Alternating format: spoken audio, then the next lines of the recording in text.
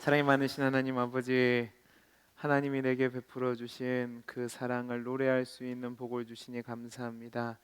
우리 찬양대의 찬양을 받아주시고 이 찬양대의 가사가 우리 모두의 삶의 고백이 되게 해 주옵소서. 이 시간 말씀 듣습니다. 말씀 가운데 함께하여 주시고 그 말씀에 무릎 꿇을 수 있는 복도 허락하여 주옵소서. 함께하여 주시기를 소원하며 감사하며 사랑 많으신 예수님 이름으로 기도하옵나이다. 아멘. 우리 다시 한번 옆에 있는 분과 인사하겠습니다. 말씀의 은혜 많이 받으세요. 네. 지난주 우리는 아말렉을 진멸하라는 하나님 말씀에 불순종한 사울의 실패의 원인을 살펴봤습니다. 하나님을 대적한 아말렉을 진멸하라고 명령을 내리셨는데 사울은 자신의 공명심과 또 자신의 욕심 때문에 하나님의 명령을 제대로 순종하지 않았습니다. 그는 하나님께 제사를 드리기 위해서 그렇게 했다고 변명했지만 하나님이 내리신 명령을 거역했기 때문에 결국 그는 하나님이 세우신 왕의 자리에서 버림을 받게 됩니다. 오늘은 이 사울의 실패를 좀 더 다른 측면에서 살펴보면서 또 우리가 말씀의 교훈을 얻기를 원합니다. 여러분, 지금 우리가 사는 이 시대를 뭐라고 표현하면 좋을까? 여러 가지로 표현할 수 있지만 우리가 가진 이성이 절대 기준이 된 시대라고 표현할 수 있을 겁니다. 내가 가진 생각과 내가 가진 이성이 이해하는 것은 진실이고 또 이해하지 못하고 또 납득이 되지 못하는 것은 거짓이나 가짜라고 생각하는 시대가 이 시대입니다. 다른 말로 내가 이해되면 진리고 내가 이해하지 못하면 거짓이고 가짜라는 말입니다. 그러다 보니까 어떤 문제가 생기냐면 절대라는 것을 믿지가 않습니다. 모든 것이 각각의 이해와 선택에 따라 결정되니까 그 시대를 뭐라고 표현하냐면 다원주의 시대 또 상대주의의 시대라고 표현을 하는 겁니다. 그래서 어떤 문제가 생겼냐? 절대 신앙인 기독교 신앙도 개개인의 만족이 진리를 판단하는 기준이 되어버렸습니다. 그래서 기독교 신앙의 절대 권위가 사라지고 우리의 이해와 감정이 절대 기준이 되는 시대를 살고 있습니다. 그러면 왜 이런 일이 일어났을까? 여기에는 이유가 있는데 제 생각에는요, 인간이 이룬 과학의 업적 때문이 그렇지 않을까 생각이 됩니다. 지금 우리는 창조 이래 가장 발전된 시대를 살고 있습니다. 예전에 우리 어르신들이 뭐라고 얘기했냐면 몇 년이 지나야 강산이 변한다고 그랬죠? 10년이 지나면 강산이 변한다고 그랬습니다. 근데 지금은요, 며칠만 지나도 새로운 물물이 나타납니다. 그리고 정말 상상할 수 없는 변화가 급격하게 일어났고 그로 말미암아 우리를 상상하지 못한 세계로 이끌고 있습니다. 자, 먼저 의학을 볼까요? 의학의 발달 때문에 이제 우리의 수명이 100세 시대가 됐다고 합니다. 심지어 어떤 사람들은 영원 불멸을 소망하며 준비하는 사람들도 있습니다. 통신수단의 발달은 어떻죠? 제가 국민학교 다닐 때, 지금은 초등학교라고 그러지만 저 어렸을 때는 국민학교를 나왔습니다. 그러니까 저보다 많으신 분들은 국민학교, 저보다 어린 사람들은 초등학교. 자, 근데 국민학교를 나왔는데 그때 선생님이 뭐라고 얘기했냐면, 얘들아, 지금 우리 집에서 쓰는, 그때는 저희 집에 무슨 전화기가 있었냐면 까만색 전화기 있었어요. 기억나세요? 돌리는 거. 그런 전화기를 거의 다 썼는데 그때 막 제가 초등학교 고학년 됐을 때 무슨 전화가 나왔냐면 집안에서 쓰는 무선 전화기가 나왔을 때입니다. 다이얼에서 또 무선 전화기가 나왔을 때인데 너희 시대 때는, 너희가 어른이 되면 돌아다니면서 전화를 쓸 거래요. 진짜 그랬습니다. 그런데요, 제가 대학교 4학년 때 PC였어요. 그러니까 개인 휴대전화가 상용화가 됐습니다. 근데 지금 이 시대는 어떻죠? 핸드폰 하나면요, 영상, 전화, 인터넷 검색, 게임, 모든 것을 할 수 있는 시대가 됐습니다. 맞죠? 자, 교통은 어떻죠? 예전에 서울에서 부산까지 기차를 타고 오면 몇 시간 걸린지 아시는 분? 우리 장로님 몇 시간 걸리셨죠? 12시간 걸렸었습니다. 진짜로 그랬습니다. 완행 기차. 근데 지금은 2시간이면 갑니다. 앞으로 발달된 기술에 의하면 수치적으로 무슨 얘기가 나오냐면 서울에서 부산까지 15분이면 갈 수 있는 기차를 만들어낸다고 합니다. 그랬으면 좋겠죠, 그죠? 그러니까 이게 눈부시게 발달이 되고 있다는 말입니다. 그러다 보니까 우리가 정말로 이전과 다르게 풍요롭게, 편안하게, 건강하게 살게 됐습니다. 그런데요, 여러분, 우리가 생각할 것은 이렇게 눈부신 과학의 발달로 우리가 편안하게 사는 것이 우리의 지적인 능력으로 말미암아 된 것이라 할지라도 우리가 이해하지 못하는 것이 거짓이라고 이야기하는 것은 잘못된 겁니다. 여러분, 제 말을 오해하시면 안 됩니다.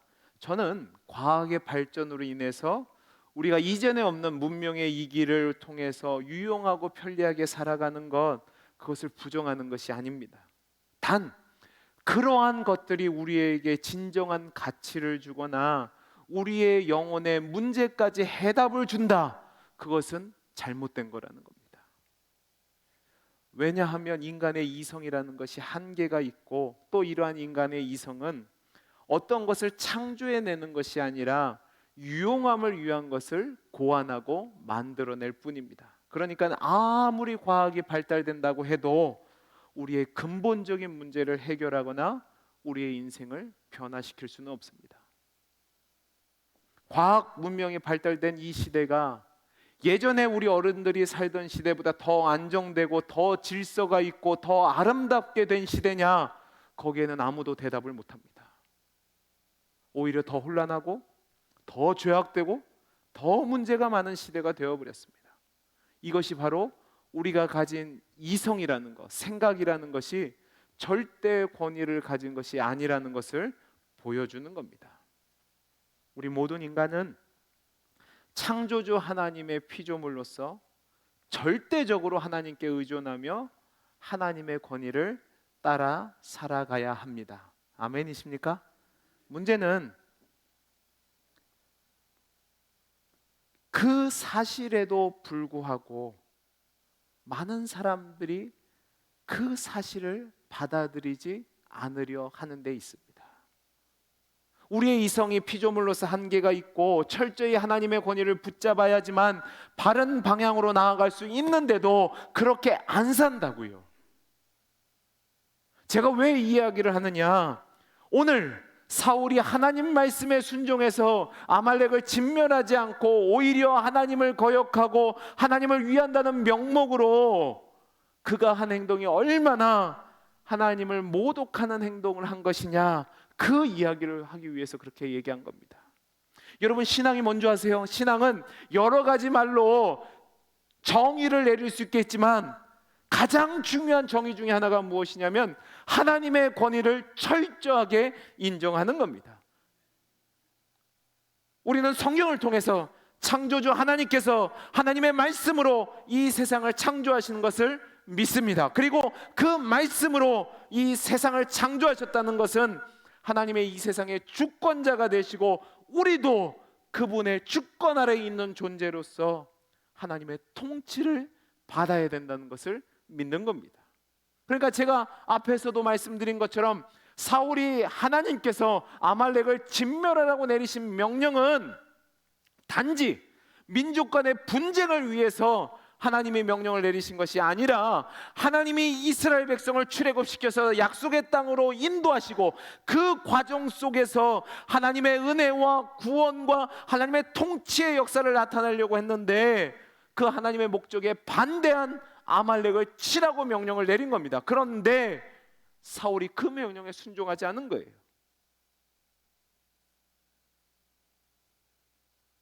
사울이 아무리 이스라엘의 왕이라 할지라도 하나님이 그를 기름 부어 세우셨고 하나님이 이스라엘의 진정한 왕이심을 고백한다면 그는 하나님이 세우신 종으로서 하나님이 맡겨주신 사명을 따라서 이스라엘 백성을 하나님이 원하시는 뜻대로 인도해야 되고 하나님의 뜻을 드러내야 되고 하나님의 백성으로 하여금 하나님 말씀에 전적으로 순종하게 해야 됐는데 지금 그 말씀을 어긴 겁니다.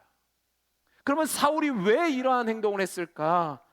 아마 자신이 왕이라는 알량한 자존심 때문이었을 겁니다.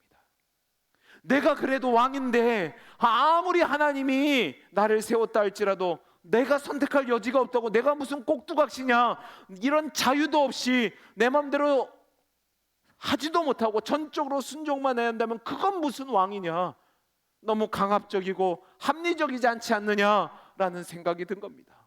좋은 것을 남겨봐라, 그러면 나도 좋고 백성도 좋고 하나님께서 제사를 드리면 하나님도 좋고, 그렇게 선택한 거예요. 그런데 이게 심각한 문제고 죄가 되는 겁니다. 왜냐하면 하나님의 명령은, 하나님이 내리신 요구는 철저한 권위가 있고 거기에 합당한 반응은 절대적인 순종에 있기 때문에 그렇습니다. 여러분, 우리가 이 말을 잘 이해해야 되는데, 우리는 지금 이 시대를 살아가는 우리는 권위라는 말에 본능적으로 알러지 반응을 갖고 있습니다. 권위를 말하면 다 싫어합니다. 제가 우리 딸들에게 야 아빠가 말하는데 그러면 뭐라고 하냐면 꼰대래요. 꼰대래요. 그리고 어른이 말하면 고리타분하다고 욕을 합니다. 대통령도 탈권위적인 모습을 가지고 그렇게 동화되는 모습을 보여야지 감동적이고 또 진짜 멋있는 대통령이라고 얘기합니다. 젊은이들 보면 어르신들이 말하면 무조건 반발하고 봅니다. 왜 그럴까? 이것은 권위라는 것이 무엇인지에 대해서 제대로 이해하지 못했기 때문에 나오는 부정적인 반응입니다. 여기에는 이유가 있는데, 첫째로 우리 민족이 유교 문화권에서 살았습니다. 그 유교 문화라는 것이 비상식적이고 가부장적인 권위와 서열에서 나오는 권위의 남용이 있었습니다. 그러니까 말도 안 되는 권위에 순종하며 살았어야 돼요. 그리고 뿐만 아니라 우리가 일제 36년을 보내면서, 죄송합니다 욕을 해서, 일본 놈들한테 강제로 억압과 탈출을 당했어요. 그리고 오랜 군부 독재 시간을 지내면서 그 잘못된 권위에 눌려왔기 때문에 권위에 대해서 그렇게 알러지 반응을 보이는 겁니다. 그러나 여러분, 이것이 정당하지 않은 것은 잘못된 권위에 짓눌려서 억압을 당했기 때문에 나온 잘못된 반응일 뿐이지 이게 정당한 반응은 아니라는 말입니다. 우리가 권위라고 할 때 진짜 권위는 물리적인 힘을 갖고 있어서 권위가 아니라 그것이 유일무이한 진정한 가치가 있기 때문에 권위가 있는 겁니다. 예를 들어보죠. 여러분, 우리나라에 참 많은 의사 선생님이 있습니다. 그래서 웬만한 질병은 간단한 동네 병원을 갑니다. 그런데요, 정말 심각한 병에 걸리면 사람들이 동네에 있는 작은 병원을 가는 것이 아니라 우리나라 최고의 병원을 갑니다. 최고 권위자를 찾아가요. 그러면 여러분들 생각해 보세요. 여러분이 그 최고 권위자를 갔는데 그 선생님이 말씀하실 때 여러분이 저는 그렇게 생각 안 하는데요? 그러실 분. 대답을 해보세요. 저는 그렇게 생각 안 해요. 저는 다른 방법이 있다고 생각하실 분. 아마 없을걸요? 그러면 그 의사 선생님이 뭐라고 하게요? 딴 데 가보세요 그러지 않을까요? 자 보세요.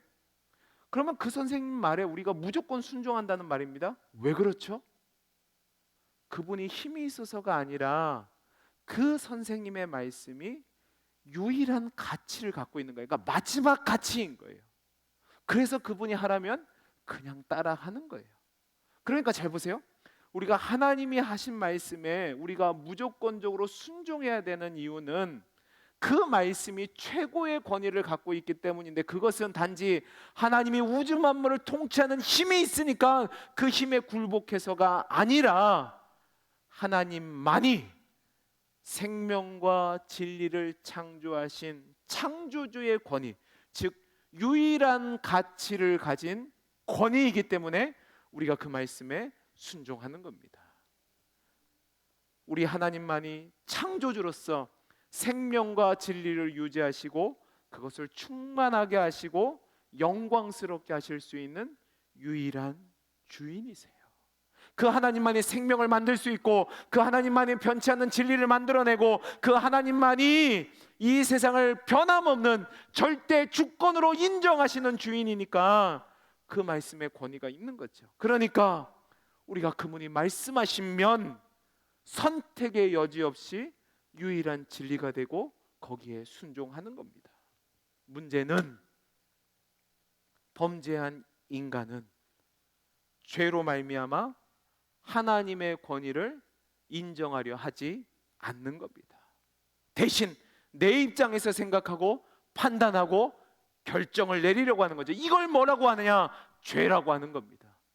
여러분, 아담과 하와를 기억해 보십시오. 하나님이 천지 만물을 창조하시고 에덴 동산에 모든 것을 주시고 그들로 거하게 하셨습니다. 그런데 단 하나 명령을 내리셨는데 모든 것은 가능하지만 동산 중앙에 있는 선악을 알게 하는 나무의 열매는 먹지 말라고 그랬습니다. 이 하나님의 말씀에 절대 권위가 있죠. 그런데요, 뱀이 유혹을 합니다. 뱀이 유혹을 하니까 이제 아담과 하와가 그 선악과를 따먹는 과정을 보시기 바랍니다. 누구 마음대로 해석을 해요? 자기 마음대로 해석을 합니다. 자기가 선악과를 보니까 보암직도 하고 먹음직도 하고 저걸 먹으면 누구처럼 될 것 같아요? 하나님처럼 될 것 같아요. 누구 생각에? 자기 생각에. 내가 권위를 갖는 거죠. 그래서 선악과를 따먹고 범죄하게 된 겁니다. 여러분, 우리가 하나님을 믿고 정말로 하나님을 온 세상의 주인으로 신앙한다면 우리는 하나님의 말씀이 최고의 권위를 갖고 있어야 됩니다. 문제는 사울이 그렇게 하지 않은 거예요. 사울은 자신을 왕으로 세우시고 이스라엘의 진정한 통치자가 되신 하나님이 누군지 제대로 알지 못했고 그 말씀의 권위를 믿지 않았기 때문에 순종하지 않은 거예요. 만약에 그가 하나님을 분명히 알았다면 하나님을 이용하려고 하지도 않았고 자신의 생각에 따라서 하나님의 명령을 재단하지도 않았을 겁니다.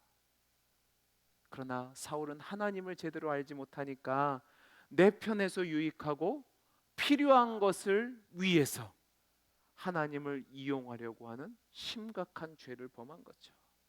여러분, 오늘 말씀 9절에서 12절 말씀을 보면 사울이 돌아와서 사무엘과 만나는 장면이 나옵니다. 그런데 잘 보세요. 사울이 아말렉과 전쟁에서 만족할 만한 성과를 얻은 뒤에 헤브론 남쪽 15km 떨어진 갈멜이라는 곳에 가서 자신을 위한 기념비를 세웠다라고 되어 있습니다. 여러분 잘 보세요. 12절 말씀에 그렇게 되어 있는데 이 기념비를 세운 것은 이유가 있습니다. 여러분, 우리 출애굽기 17장 15절 16절을 같이 한번 읽어볼까요? 같이 읽겠습니다. 시작. 모세가 제단을 쌓고 그 이름을 여호와 니시라 하고 이르되 여호와께서 맹세하시기를 여호와가 아말렉과 더불어 대대로 싸우리라 하셨다 하였더라. 출애굽기 17장을 보면 모세가 산 위에서 손을 들고 있고 아론과 훌이 그 팔을 들고 있고 여호수아가 아말렉과 싸워서 이기는 장면이 나옵니다. 근데 잘 보세요. 그 전쟁이 끝난 뒤에 모세는 아말렉을 물리친 것을 기념해서 여호와 니시라는 제단을 쌓습니다. 이 얘기가 무엇이냐면 하나님의 우리로 승리케 하셨다는 거죠. 그런데 잘 보시기 바랍니다. 지금 사울은 교만한 마음으로 아말렉을 쳐서 이긴 뒤에 모세의 비기는 업적을 이뤘는데 누가 한 거예요? 내가 한 거예요. 그래서 누구를 위한 기념비를 세워요? 나를 위한 기념비를 세웠단 말이에요. 그리고 길갈로 돌아갔다고요. 이렇게 승리에 도취돼서 스스로 자축하고 있는데 하나님은 완전히 다른 관점으로 사울을 바라보고 있습니다.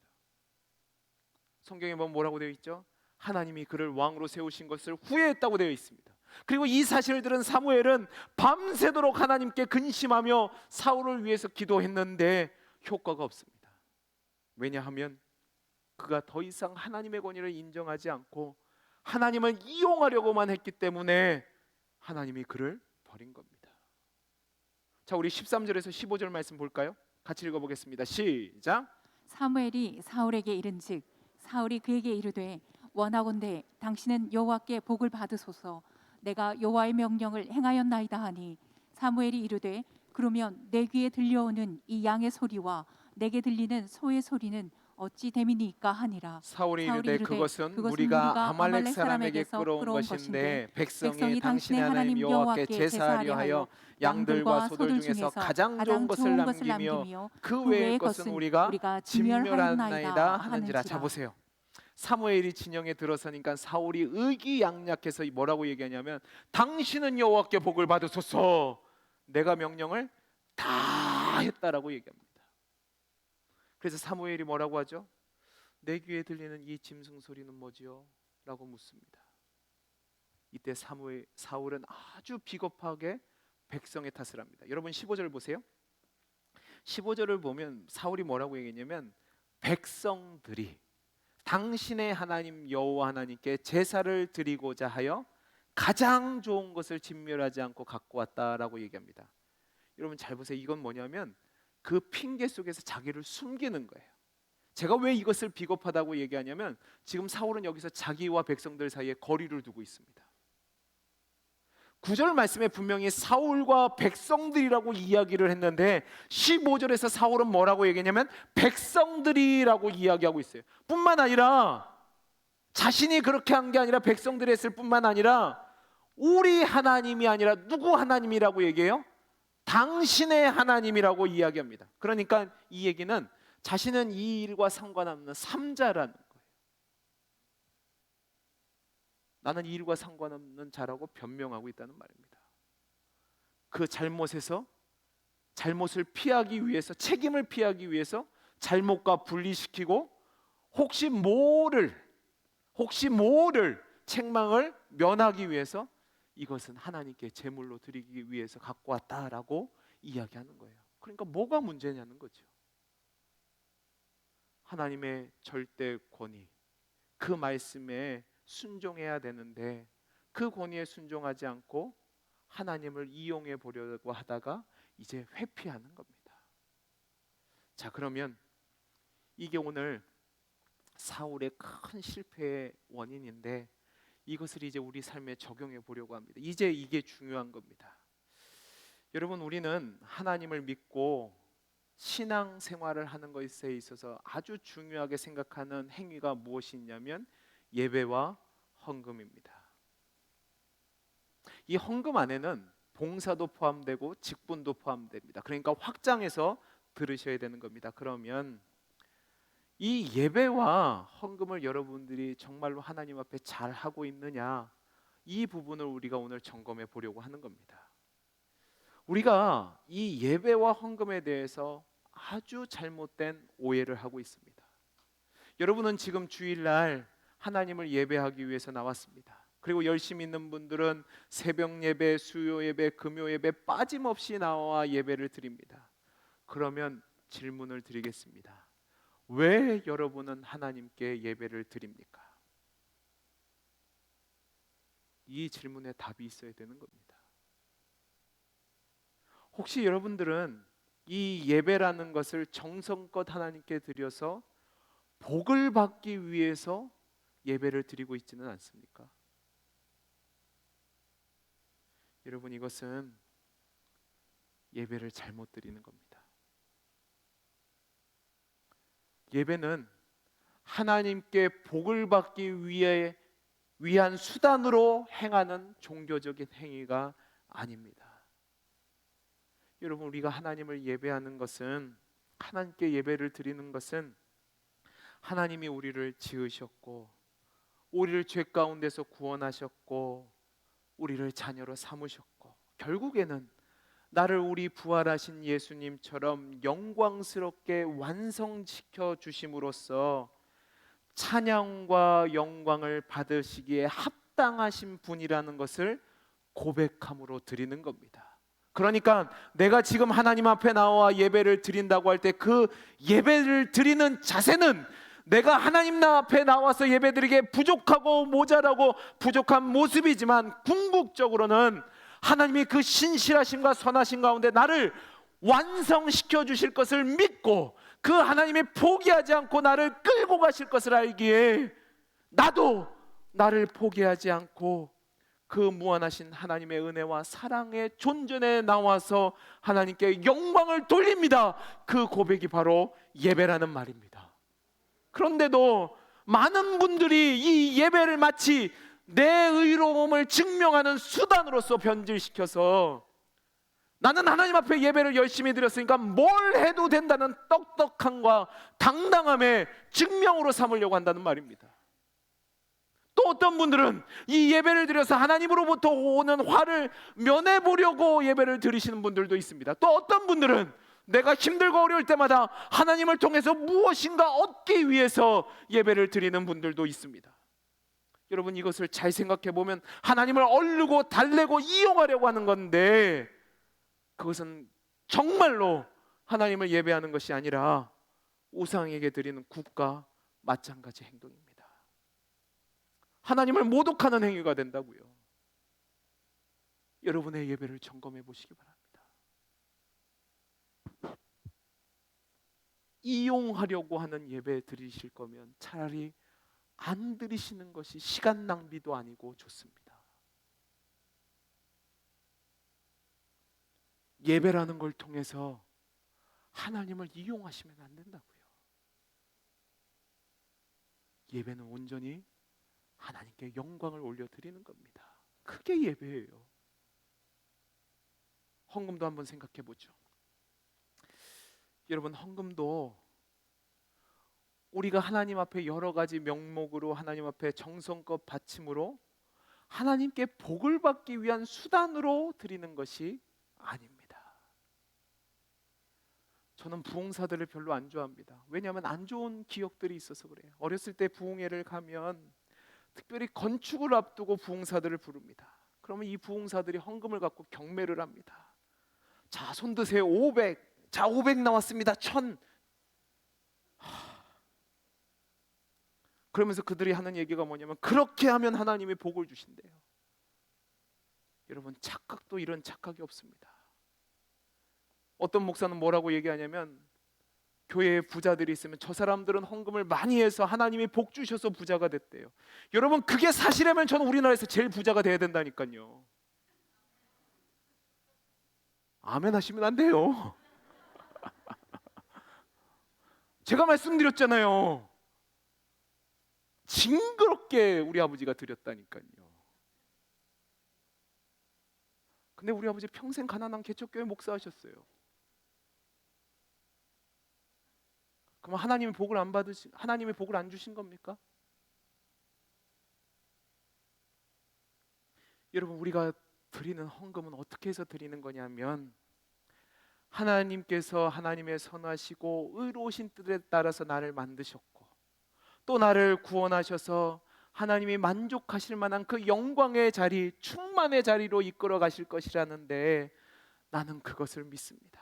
그래서 지금 내가 걷는 모든 삶의 여정이 하나님이 약속을 이루시는 그 진행의 과정임을 믿기에 내가 살아가는 이 모든 순간이 하나님의 은혜로 지키심을 받고 살아갑니다.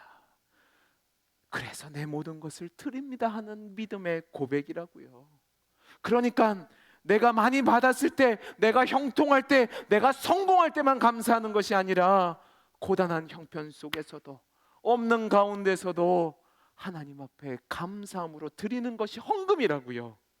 지금 내가 고난 중에 있지만 하나님, 그 고난 때문에 힘들고 어려워도 이게 끝이 아닙니다. 지금도 하나님은 나를 지키시고 계시고 붙들고 계시고 결국은 영광의 길로 인도해 주실 줄로 믿습니다. 그래서 지금 드리는 이 헌금은 내가 살아가는 과정이 하나님이 인도하시는 과정임을 믿기에 감사함으로 내 인생을 맡깁니다 하는 고백으로 헌금을 하는 거라고요. 그러니까 헌금의 액수가 중요하지 않아요. 수백억을 드리든 수억을 드리든 수천만 원을 드리든 아니면 100원을 드리든 200원을 드리든 1000원을 드리든 액수가 중요하지 않다고요. 여러분, 예수님이 과부가 2렙돈을 드렸는데 칭찬하신 것을 기억해 보시면 2렙돈 지금으로 얘기하면 1000원 정도밖에 안 되는 겁니다. 그런데 예수님이 뭐라고 하셨죠? 저 인생의 전부를 드렸다고 칭찬하셨다고요. 많이 내면 금자리, 조금 내면 은자리, 적게 내면 동자리. 그게 무슨 교회예요? 이렇게 생각하면 어떤 문제가 생기냐면 우리가 돈을 벌고 성공하고 권력을 주면 하나님 앞에 도움이 될 거라고 착각을 해요. 그게 바로 사울의 실패라고요. 이것은 하나님의 권위를 부정하는 것이고 하나님의 은혜와 통치와 진실함을 모독하는 행위가 된다는 말입니다. 그럴 거면 차라리 안 들으시는 게 여러분 인생에 도움이 됩니다. 제가 몇 번 말씀드렸잖아요. 여러분이 11조 떼먹었다고 해서 하나님이 세금을 추징하는 것처럼 원금의 과태료까지 부과하지 않으신다고요. 우리 하나님 그렇게 째째하지 않으세요. 우리가 아무리 많이 드려보십시오, 하나님께 도움이 되나?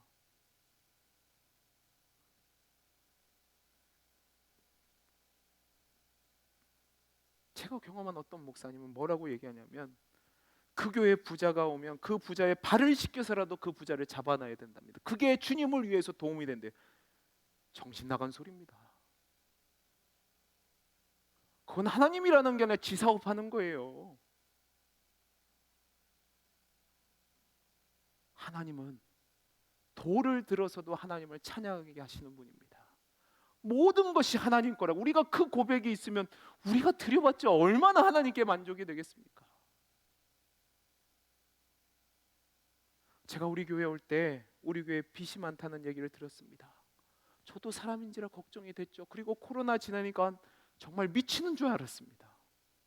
그래서 제가 여러분에게 차마 말은 못했지만 하나님, 돈 많은 사업가를 좀 보내주시면, 능력자를 좀 보내주시면, 힘 있는 자를 보내주시면 좋지 않을까요? 라는 생각을 했을까요? 안 했을까요? 저도 사람인데요. 했죠. 오죽하면 로또를 사서 헌금으로 내라고 할까를 생각했을까요? 여러분, 근데 잘 보시기 바랍니다. 이 교회의 주인은 하나님이십니다. 아멘이죠. 그러면 그 하나님이 우리 교회를 분명하게 선하게 이끌어 가실 줄로 믿습니다. 그리고 지금 우리가 그 과정을 가고 있어요. 그러면 우리 모두가 하나님을 진정으로 예배하는 마음으로 드리는 헌금을 하나님이 귀하게 받으시고 하나님이 사용하시는 겁니다. 그리고 그 다음은 누가 일하세요? 하나님이 일하세요. 그게 우리의 신앙이고 하나님에 대한 믿음이어야 되는 겁니다. 우리가 예배를 드리고 헌금을 드리는 것은 그것을 통해서 하나님을 이용하려고 하는 것이 아니라 하나님의 권위를 인정하고 그 권위에 복종하고 순종하며 경배와 감사로 드리는 거예요. 직분도 마찬가지입니다. 봉사도 마찬가지예요. 이것이 없다면 우리의 모든 신앙생활은요, 우상 숭배와 다름이 없고 헛된 겁니다. 우리의 마음의 최고의 권위가 하나님이어야지만 우리의 행위가 정당한 거라고요. 우리 성경을 한 군데만 찾아보죠. 빌립보서 1장 12절에서 21절입니다. 한 절씩 교독해 보겠습니다. 형제들아, 내가 당한 일이 도리어 복음 전파의 진전이 될 줄을 너희가 알기를 원하노라. 이러므로 나의 매임이 그리스도 안에서 모든 시위대 안과 그 밖의 모든 사람에게 나타났으니 형제 중 다수가 나의 매임으로 말미암아 주 안에서 신뢰함으로 겁없이 하나님의 말씀을 더욱 담대히 전하게 되었느니라. 어떤 이들은 투기와 분쟁으로 어떤 이들은 착한 뜻으로 그리스도를 전파하나니 이들은 내가 복음을 변증하기 위하여 세우심을 받은 줄 알고 사랑으로 하나 그들은 나의 매임에 괴로움을 더하게 할 줄로 생각하여 순수하지 못하게 다툼으로 그리스도를 전파하느니라. 그러면 무엇이냐? 거칠애로 하나 참으로 하나 무슨 방도로 하든지 전파되는 것은 그리스도니 이로써 나는 기뻐하고 또한 기뻐하리라. 이것이 너희의 강구와 예수 그리스도의 성령의 도우심으로 나를 구원에 이르게 할 줄 아는 나의 것. 간절한 기대와 소망을 따라 아무 일에든지 부끄러워하지 아니하고 지금도 전과 같이 온전히 담대하여 살든지 죽든지 내 몸에서 그리스도가 존귀하게 되게 하려 하나니 이는 내게 사는 것이 그리스도니 그리스도니 죽는 것도 유익함이라. 유익함이라. 여러분 이 편지를 쓸 때 바울이 로마 감옥에 갇혔어요. 이때 무슨 문제가 일어났냐면 바울을 시기하던 자들이 바울을 비난하면서 바울이 감옥에 있는 것은 참된 종의 증거가 아니라는 거예요. 그러면서 자신들이 영향력을 행사하기 위해 열심으로 하나님의 사람이란 걸 증명합니다. 그러니까 또 이 꼴을 보고 바울을 추종하는 사람들은 우리 선생인 사도 바울이 이런 억울한 일을 당하면 안 된다고 하고 또 열심히 복음을 전하고 있어요. 그러다 보니까 어떤 문제가 생겼냐? 어떤 결과가 나왔냐? 사람들이 늘어나는 거예요. 그걸 보고 바울이 뭐라고 얘기하냐면 중요한 것은 누가 옳고 그러냐가 아니라 내가 감옥에 갇힘으로 그리스도를 증거하는 일이 배가 되었으니까 얼마나 잘 되었느냐 그 얘기를 하는 거예요. 그리고 그 마지막에 보십시오. 나는 죽어도 좋고 살아도 좋답니다. 정말로 중요한 것은 무엇이냐면 내가 살든지 죽든지 그리스도가 내 몸에서 존귀하게 여김을 받는 것, 그거면 더 바랄 것이 없다는 거죠. 여러분 이게 진짜 신앙의 고백입니다. 살아도 죽어도 높이 있어도 낮게 있어도 부자가 돼도 가난해도 내 삶의 핵심은 내가 그리스도를 소유한 자로 누가 존귀 여김을 받아요? 그리스도가 존귀 여김을 받아요. 그게 우리 삶의 목적이라고요. 정말로 중요한 것은 내가 믿는 하나님이 어떤 하나님이신지를 나타내는 것이 가장 중요하다는 말입니다. 목숨을 잃는다 할지라도 하나님이 존귀 여김을 받는다면 거기에 최고 권위를 두고 순종하는 것, 그게 신앙이라고요. 말씀을 마치겠습니다.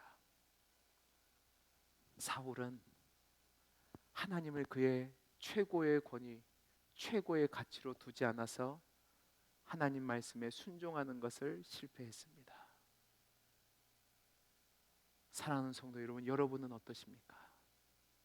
여러분은 정말로 여러분 인생에 하나님을 최고의 권위로 생각하고 하나님을 최고의 가치로 두고 생활하십니까? 아니면 하나님을 믿는다고 하면서도 여러분 자신을 최고의 권위로 두고 여러분의 생각을 최고의 가치를 두고 있습니까? 혹시 그것으로 인하여 하나님의 명령을 함부로 재단하고 함부로 이용하면서 나는 하나님을 위해 산다고 잘못된 신앙생활을 하고 있지는 않으십니까? 여러분의 최고의 권위와 최고의 가치가 무엇인지 점검해 보시기 바랍니다. 저는 저와 우리 교회가, 저와 여러분의 최고의 권위와 가치가 우리 하나님이 될 수 있기를 간절히 소원합니다. 그래서 사나 죽으나 내 안에서 그리스도가 존귀 여김을 받는다면 그것으로 족합니다. 그 고백이 우리의 고백, 우리 교회의 고백이 되기를 간절히 소원합니다. 기도하겠습니다. 사랑이 많으신 하나님 아버지, 우리의 최고의 권위와 최고의 가치가 우리 하나님이 되게 해 주옵소서. 그래서 하나님 말씀에 전적으로 순종하며 하나님을 따라가는 귀하고 복된 성도의 삶이 되게 해 주옵소서. 은혜 주시기를 소원하며 감사하며 사랑 많으신 예수님 이름으로 기도하옵나이다. 아멘. 우리 다 함께 찬송가 211장 1절